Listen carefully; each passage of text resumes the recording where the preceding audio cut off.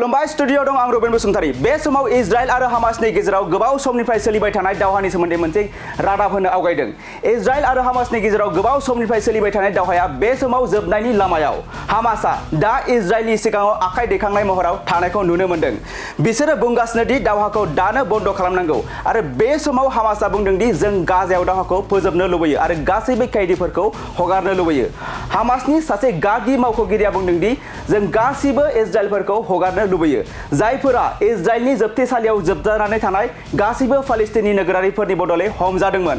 हामासनि दैदेनगिरि खालिल आल हाहाया मोनसे मोगामोगियाव बुंदोंमोन दि दा जों मोनसे गेजेरारि गोरोबथा खालामनो लुबैया, दायो जोंनो मोनसे अरायथा राहा नांगौ। जों बे दावहाखौ थाबैनो फोजोबनो लुबैदों। आं गाजायाव दावहा लुबैया होनना बुंदों बिथां खालिल आल हाया। आल हाया बुंबावदों दि इजराइलनि गाहाय मन्त्रि बेन्यामिन नेतान्याहु आरो बिथांनि सोरखारा गावसोरनि राजखान्थियारि एजेन्डायाव खावसे गोरोबथा खालामदोंमोन जाय गाजायाव गांनाय उखैनायखौ बांहोबावदोंमोन।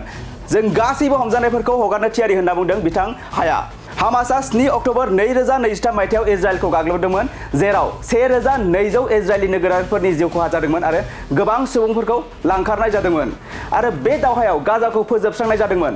थागिबि सुबुंफोरा दा दावहानिफ्राय मेंनाय मोनबाय आरो दा बिसोरो गोजोनै थानो लुबैयो।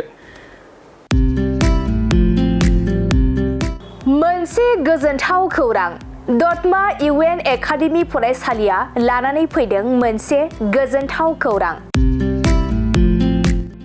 नंगौ, दतमा इउएन एकाडेमि फरायसालिया लानानै फैदों बेसेन नाङै मुं थिसननाय।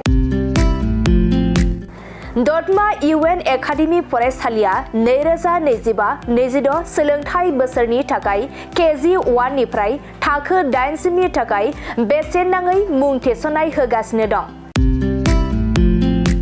आरो बिथराय आरो फाइलिनि थाखाय फर्म बिलाइनाय आरो मुं थिसननायाबो सोलिगासिनो दं।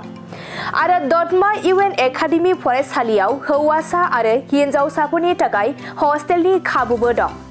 बिनिखायनो नोंथाङाबो नोंथांनि गथ'खौ दतमा इउएन एकाडेमि फरायसालियाव बेसेन होआजासे मुं थिसननो सानदोंब्ला आरो हस्टेलाव दोननानै फोरोंनो सानदोंब्ला थाबैनो मुं थिसननो हागोन। आरो नोंथाङा आबुङै मिथिनो थाखाय नैबे 7002660387 जानबुं नम्बराव कल खालामना खौरां लाहरनो हागोन।